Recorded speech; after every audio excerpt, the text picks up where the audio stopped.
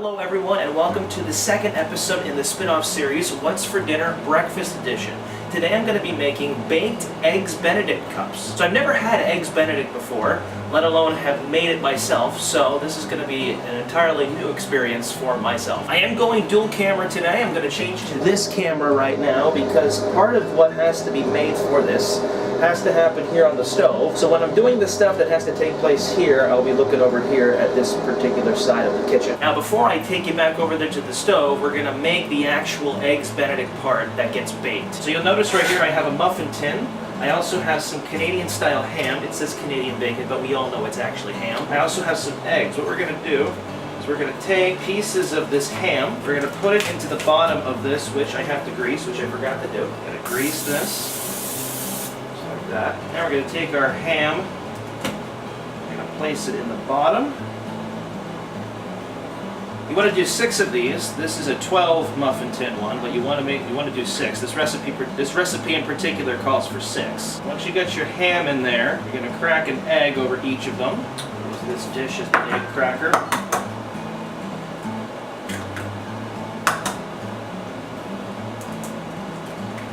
So once you crack the eggs over all of the ham, you're going to put it in the oven for 8 to 10 minutes.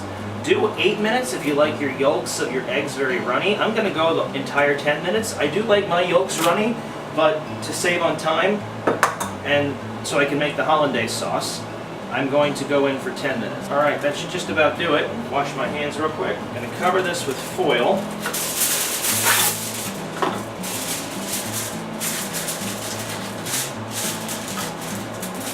I'm going to put it in the oven at 350 degrees for 10 minutes. Again, 8 minutes if you like your yolks runny. I'm going to do them the full 10 minutes. I can actually look at this camera. So I am now putting my Benedict cups into the oven. My water here is now simmering nicely. I'm going to turn it down a bit.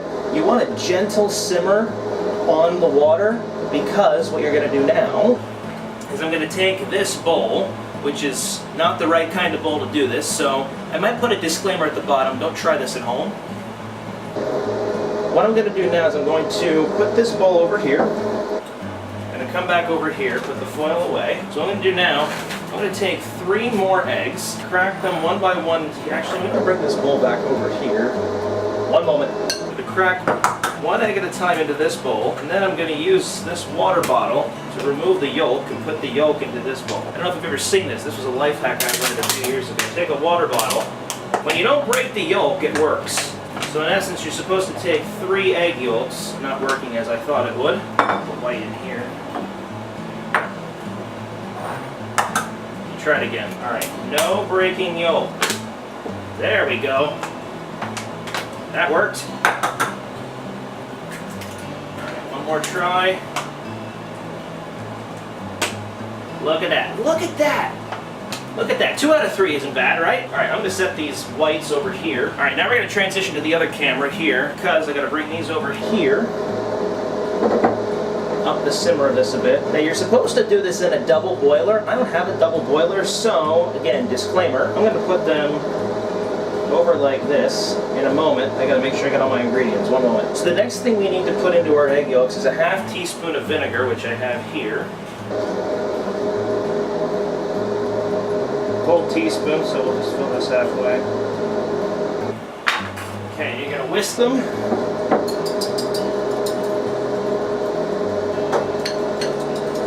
Once you've whisked a little bit of vinegar in, go ahead and put it over your double boiler. Continue whisking it. Now the next thing you need to do is get a ½ cup of butter, melt it, and then gradually pour it in, which I have over here. You need to make sure you pour it in gradually or else it's not going to thicken correctly. You need to continually whisk it.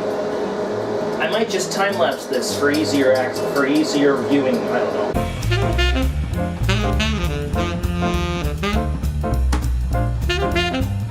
This is looking actually not half bad. My concern always is, I don't know, this is like raw egg, but I'm kind of cooking it, I guess, and there's going to be more stuff put into this. Continue whisking vigorously until you've incorporated all of the melted butter. Probably the longest that I've whisked something ever. The cups have been in the oven for just around 5 to 7 minutes. I'm going to keep them in for another 3 minutes before I take them out, which is good because this sauce is almost done. A little bit more butter to incorporate here. Alright, that's the last of the butter. I'm going to continue whisking. And then we're going to change camera angles here in a second. Turn this off. Move this. Thing here, move this over to here. I'm going to keep whisking it, and then you need to add 4 tablespoons of lemon juice. Before I do that, I'm going to turn the oven off. 1, 2, 3,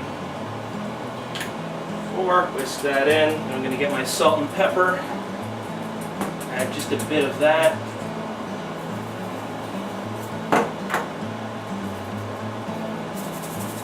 Alright, now that the sauce is done, Benedict cups will be coming out of the oven here in a moment. We're going to plate this up and we're going to eat it. Well, I'm going to eat it. Alright, I'm going to go ahead and get the Eggs Benedict out of the oven.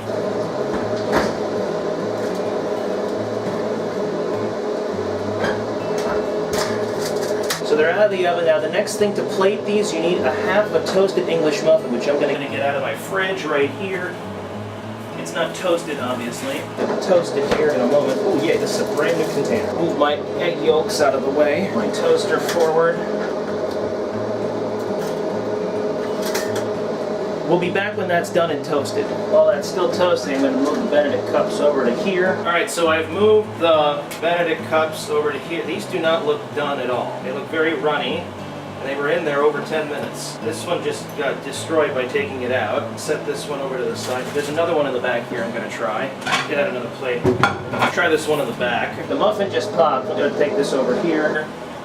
English muffin. Extract this one from here in the back.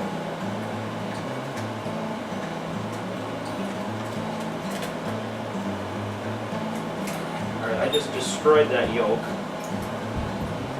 Get a spoon for that sauce here.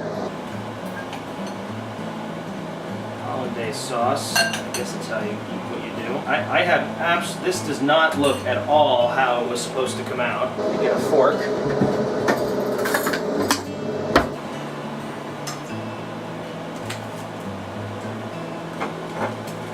Alright, let's see if this was worth my time here.